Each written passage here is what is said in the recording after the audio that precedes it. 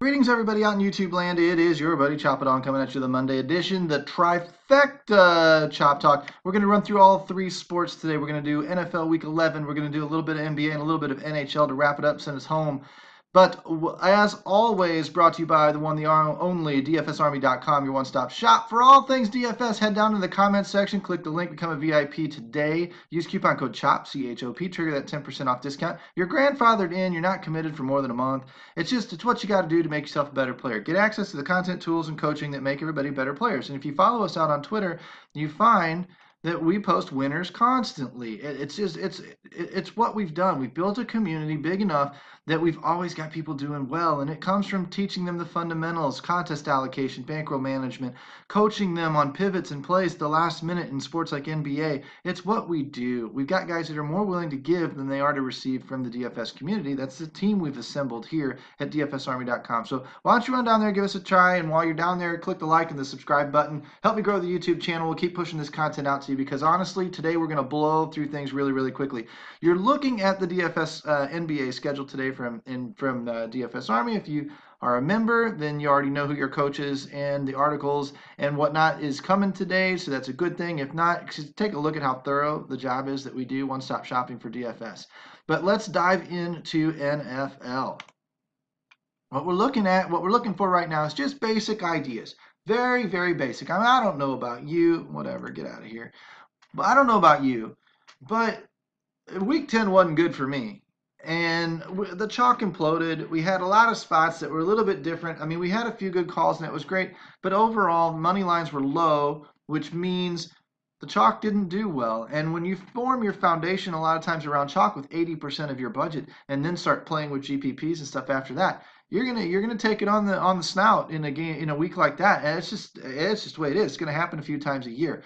But you get back on track. You've got a bankroll. That's the reason why you have a bankroll, is to weather dips in the market, if you want to call it that, like that, and keep pushing forward. We're always looking for high-scoring games. We're always looking for big spreads. We're always looking for kind of tail of the tape. Where are things going? Where are the matchups? What might transpire? And then we're going to put ourselves in there accordingly, and then take a few key shots away from there. Okay, but when you see the money lines are low, you see that the chalk didn't do well, you see that the recreational player that doesn't listen to this type of information probably did pretty well because of his random lineups that don't fundamentally make a lot of sense. However, we should also learn to embrace that. You need to keep your mind on straight. If the experts won every week, you'd be bankrupt too. The fish have to win sometimes to keep them around, to keep them learning more, growing more, educating themselves, getting better, getting more competitive. We're all fish in the beginning. And and we can't win every week. We haven't earned anything. We haven't entitled ourselves to the rights to anything. There's a lot of short-term luck in this game. If I flip the coin 1,000 times, it might not come up heads 500 times and tails 500 times. It might be 600, 400. There are times when you're floating on very small edges, which is DFS, that you can go through long dips in your bankroll, long down streaks. It happens. You've got to keep your mind right. You've got to trust in a process. You've got to attach yourself to somebody who's preaching a process that you believe in and that you know you will eventually get results with because the person has gotten results with it, or it just makes common sense. Things like that. Those are the things. I've got mentors. Hopefully you follow me as part of a mentor. I can talk to you at length about this type of stuff. But you've got to keep your mind screwed on straight. That would be your tip for the day. When you have bad weeks like that, get your mind screwed on straight, trust the process, go back to the grind, and get it back. It's going to take a while. It might take 3-4 weeks to recoup all those losses that we might have taken last week, but such is life. That's why we carry a bankroll, and that's why we're hopefully coached up and dealing with those fluctuations better than we were a couple of years ago when we started playing DFS. That's what, honestly, we do inside the Army too. When I look at week 11, I'm looking at Seattle and Green Bay, and I don't know, 50 points is like the new 45 or whatever. It's like all the games are almost over 50. There's a 50-point game. A low-scoring week, 63.5 in Mexico City. Good Lord. Not going to be a lot of defense played. Okay, you're going to have to play the Thursday through Monday slate. You're going to have to load up on this game like everybody else. You're just going to have to. I don't know if you even want to fade this game here because there may be some Aaron Jones underpriced. There may be, some Devontae Adams, some MVS, these types of plays. If, if Chris Carson sits, then Mike Davis might be in play. You're going to have to look at DVP numbers here. I look at everything every single week. I scrap everything and I forget it and I move on. I look at everything next week fresh with new numbers. So even though I may say, oh, the way to attack Seattle is through the air up the middle of the field, okay, that may change next week depending on how Green Bay tends to attack people and how Seattle gets attacked. We don't know. We're going to have to look at everything fresh, and that's what you're going to have to follow me all week for. Follow me inside Slack and ask questions, and we'll point you in the right direction with the research. Detroit, Carolina, 52 points. Detroit's been trash. Carolina puts Cam Newton probably in play, although I don't like him on the road. Golly, how much touchdown regression has CMC taken on the past 2 weeks? I mean, he wasn't supposed to score a ton last week, but damn if he didn't. And we thought that the other side of the ball was going to contain all of the running backs scoring the points with and I guess it did to a certain degree, but oh my goodness. Atlanta, Dallas. Dallas is interesting. Lower total. They tend to play a little slower, keep the score a little bit lower. Atlanta's been sort of backsliding a little bit lately. I don't know how much interest I will have in that game. It is at home. I will look at it, but I don't know how much interest I'll have in it. Cincinnati, Baltimore. Baltimore's a tough enough defense, although Baltimore's not great. There's no line in this one yet to kind of determine where we're going to want to fall, how much weight we're going to want to put on these offenses. We'll wait a couple of days for that. Minnesota, Chicago. Chicago is pretty tough. Minnesota's offense comes back after a bye, but you can see the point total is lower. Cousins, Thielen, they're probably always in play to a certain degree. Might push Dalvin Cook back a little bit. Over on the Chicago side, Tariq Cohen. The resurgence of Allen Robinson, that kind of came out of nowhere. Philadelphia and New Orleans. New Orleans is a juggernaut. Philadelphia 3-5 on the year, not good. Lost 3 games at home already. Not great. New Orleans is just looking almost like St. Louis in that they're virtually unstoppable in that NFC. So I think that we can trust that they're going to score some points. I don't know what we're going to do again with the Ingram-Kamara committee, but it looks like Kamara is pretty tough. Breeze at home. Mike Thomas last 2 weeks have been great. Probably are going to be looking their direction. Tennessee, Indianapolis. Probably won't have a ton of interest. Guys, come on. Who played Jack Doyle? Guys. I mean, you probably shouldn't have played Eric Ebron either outside of tournament shots. He wasn't cash safe. Running back by committee is something that we typically avoid, right? Why? Because we don't know where the workload's going. It's why we get skittish in New Orleans. We don't know exactly we can't trust that the workload is entirely secure. When we put our faith in one side, the other side goes off. Why in the hell would you ever play an Indianapolis tight end when there's 2 of them out there? Has the last 3 years not taught you shit? Come on, get smarter. God, I couldn't believe seeing that around the industry recommended. Ebron will probably vulture Doyle a little bit. Dude, come on, nobody knew. Worked out that way, but everybody was recommending Doyle. Why? Oh, he's Luck's favorite. Is he? Is he? If there is a committee, a legit tight end committee, don't even touch it. Save yourself the frustration, move on, or punt the position entirely. Trying to guess which side the coin's going to land on when it goes is a 50-50 proposition at best. Don't do that to yourself in a game that you require a little security, a little information, a little bit of knowledge. Come on, man, get smarter. That blew me away this week, watching people recommend that and watching the sheeple follow along. Well, so-and-so said so. Hey, sometimes you got to look at so-and-so and ask, is the dude even smart? Because if he's recommending that, it's a hole in his game, and you're going to fall right down the same hole in your own game. Come on now. Houston, Washington, don't know what to think about this game. No clue, honestly. Not yet, anyway. New York Giants have been kind of trashy. Tampa Bay, I mean, again, Fitzmagic, oh my God. Cash saved my ass. You guys. Everybody was recommending him as cash safe, mostly because of price, which I can kind of understand. But anybody with 2 rocks rubbing around in their head told you he had no floor.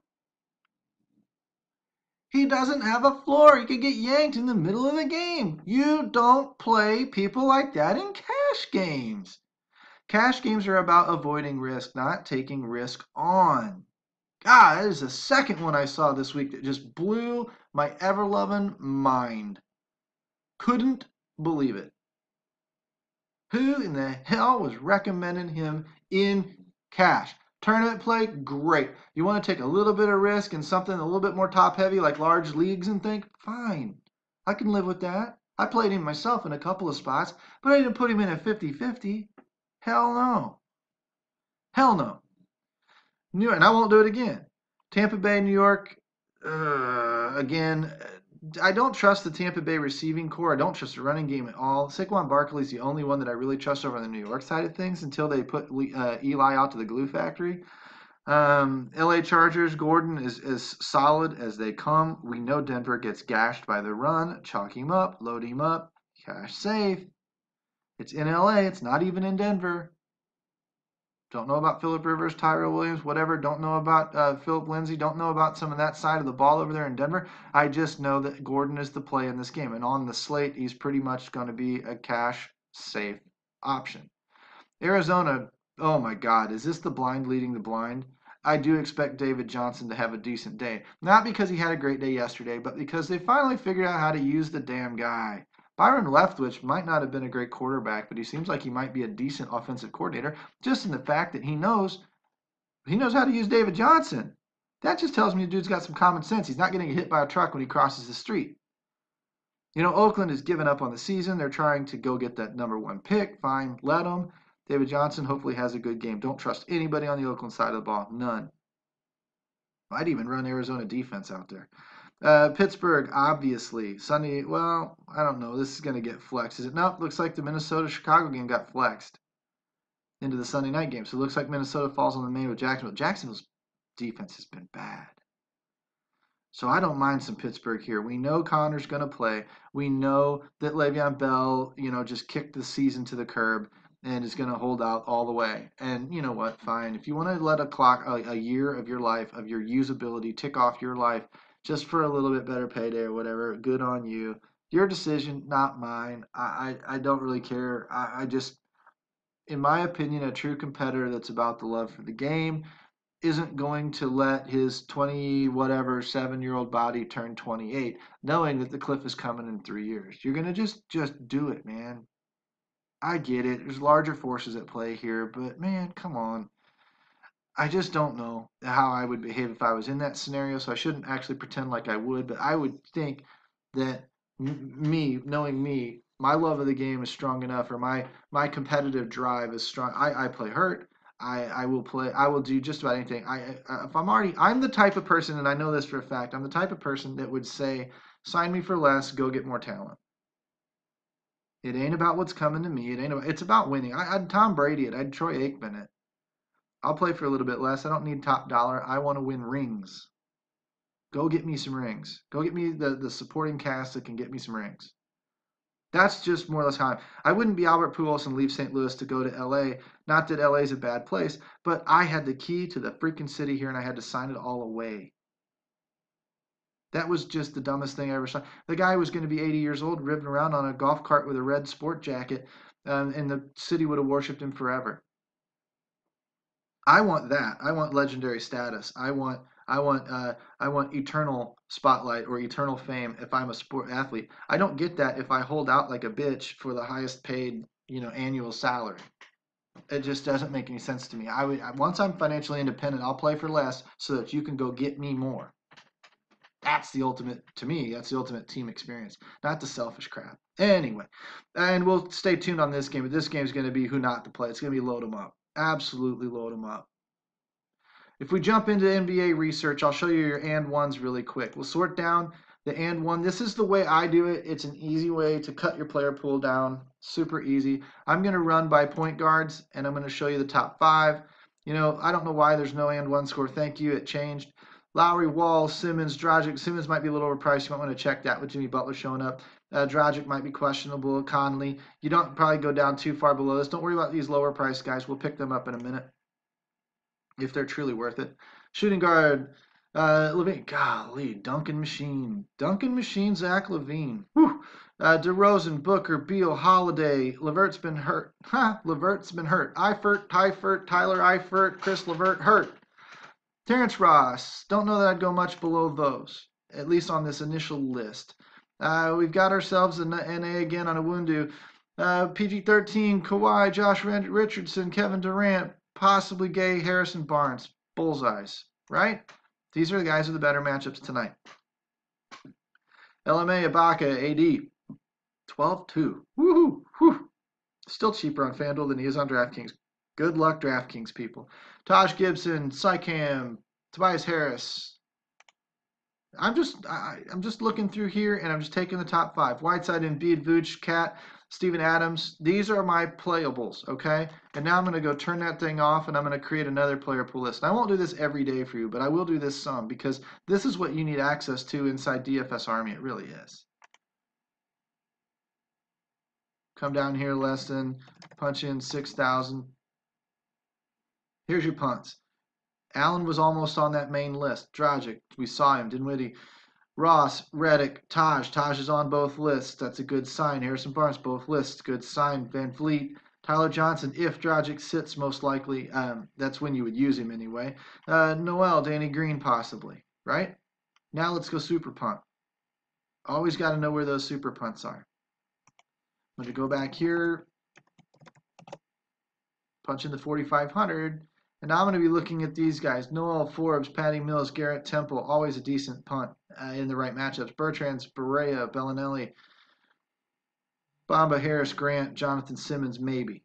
These are basically the guys, okay? And I'm going to look over here, too, and see who my optimizer, my projections at DFS Army are going to like. They're going to like Shelvin Mack. They're going to like JJ Berea. They're going to like, who's that, Garrett Temple. They're going to like Nerlens Noel.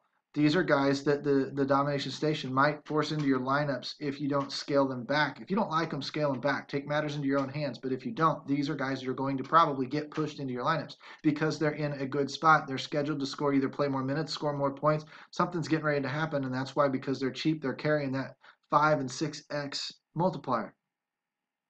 So what I do is I will also go through here, and I will take this number filter off.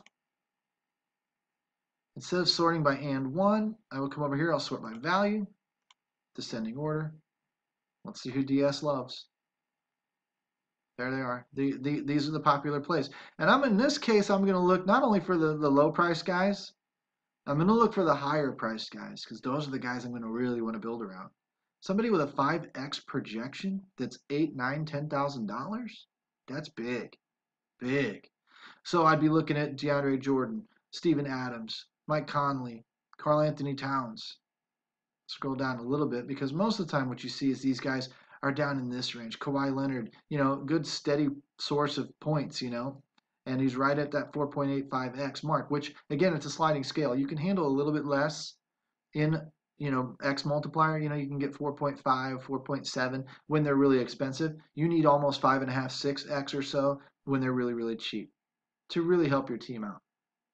It's not a linear number. It's not a just 5x. That's a rookie move. Don't do that. I need 5x. I need 5x. And you didn't get me 5x. You sucked. Bullshit. You need to understand it's a sliding scale. The more you pay, their ceiling is unreachable if you go by 6x or 7x. You're just not going to get it. Their floor is comparable. It's buying raw points. Buying 40 to 50 raw points is just as good as getting 6x out of a punt play. Okay, that's another little tip to you. But there's your and 1 playables. There's your matchups and whatnot for today. Let's dive over into some hockey. This is a new source that I'm trying out, Daily Fantasy Nerd. I don't mind doing this while I wait for our own research station to come up. Here's why.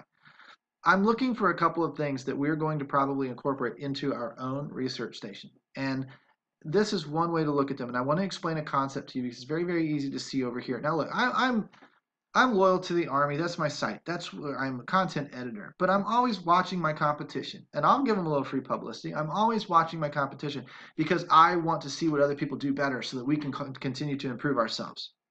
And they're watching us. Let's not be liars about it. And that's fine. We're going to try and stay ahead of the curve. They're going to try and get ahead of the curve. And we're going to try and battle with each other a little bit for, DFS industry supremacy. You know, that's just the way that it goes. But what I'm looking at here inside the optimizer, first of all, I won't bash the site entirely, but I'm going to tell you our optimizer is way more customizable. You can control your exposures, you control your unique players. You don't get 10 or 15 lineups with only 1 or 2 guys swapped out, and then the core of 9 guys stays the same. You don't get that on our website. You can, and that's why we diversify, and that's why we win tournaments. A lot of the other optimizers somewhat do that. This one does not. So I'm not going to bash the guy. I mean, I think that he's got a good site going. But what I'm going to show you in terms of hockey is what I watch in the fantasy points section. I don't watch projections. Projections in hockey are kind of crappy.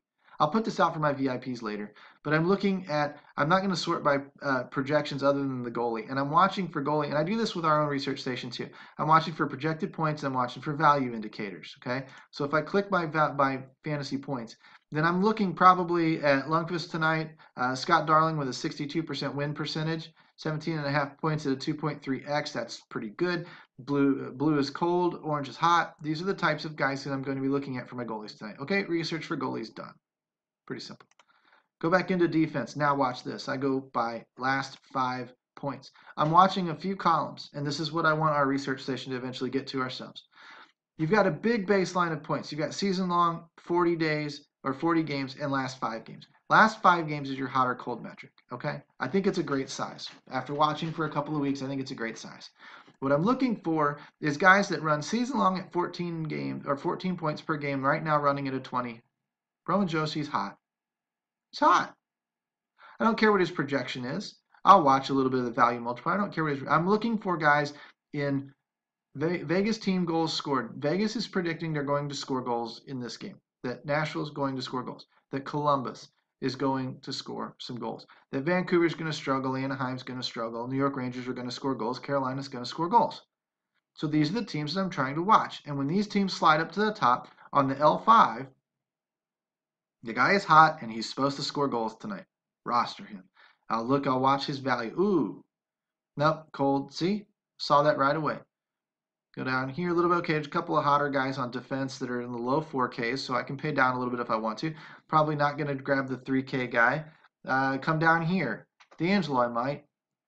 Line 1, power play 2, 3,700. Scheduled to score goals with New York tonight. Scroll over here. 10.5 points in his last 5. 11.3 in his last 14 or last 40 or on the season. Not terrible. Uh-oh, there's something wrong here. He's not supposed to play tonight, I guess. But if he pops in there, this would be a guy I would watch if I wanted to pay down. Scheduled to score goals, running hot. 8.9 on the season, 10.4 right now. 10.4 points on the average for 4,100 is a pretty good number in hockey. Okay? I watched Dougie Hamilton. Somebody's going to really recommend him tonight because Carolina is scoring points or is supposed to score goals. And that's good because he's their offensive defenseman that does that. But lately, he's a little below his season average. He's scoring 10 points per, and he should be scoring about 12 per. Which is a little bit cold. I watch these two lines religiously.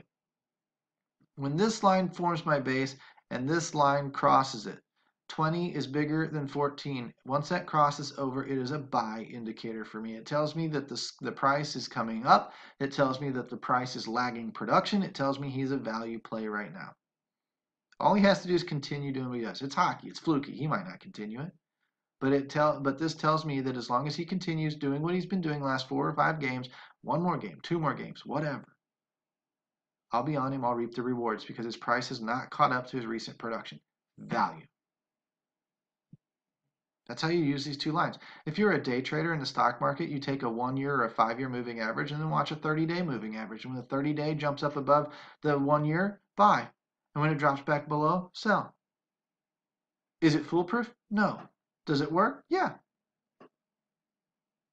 You know, you don't need, I mean, the real pros are the guys that dig deep and, determine whether or not a guy tied his shoes this morning when he got out of bed.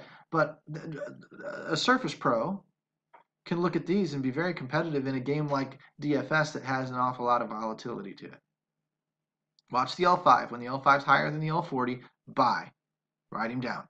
And then follow the implied team total out of Vegas. If it's, up there on the slate tonight, if it's one of the top, say, 3, 4, 5 offenses on the night tonight, buy. Write him down. Circle him. Something. Indicate that you want him in your lineup. And then you'll have a smaller player. It's another way to narrow down a player pool. All right, let's jump into the wings and do the same thing really quick. Then we'll get out of here after we do centers. L5, L40. Okay, run a little bit cold, but about the same. 20 points, 20 points. Tells me you might be priced about the same, about where he should be. That's actually not true because Radulov at 6,000 is priced below what he should be. This should be a $7,000, $7,500 player in hockey. Okay, so Radulov's got a lot of value in him. Comes back tonight. We don't know how that's necessarily going to turn out, but what we do know is that he is a key to that offense. Nashville, scheduled score. Arvidsson, 19.5 over his baseline of 15. Buy. Eriksson, 10 points over his baseline. Buy. They're not scheduled to score goals tonight, so temper expectations. But if you need a value play, there you go. You might jump down here for a value play in Jimmy Vesey. 16 points in a normal 10 in a game that is supposed to score. Now, he's a line 3 guy. Sometimes you don't want line 3. But if you want line 3, a little bit of power play exposure, you want some savings that is running hot right now and has a legit chance to continue, go for it. You know, Hartman, Nashville, 15 points over 8.5. Buy. Let's see. Keep scrolling down past the Blues here. Sissons, buy. 12 over 8. Bushnevich, buy. New York Rangers are in play tonight, big time. See how we're doing this? Just go down there. Just go by the source. Just go right on down the list. And do the same thing for your centers. Again, a little bit under the norm is Pettersson, but he's still great. And at 6,300, he's still probably not as good as Radulov was, but he's, $300 difference isn't much.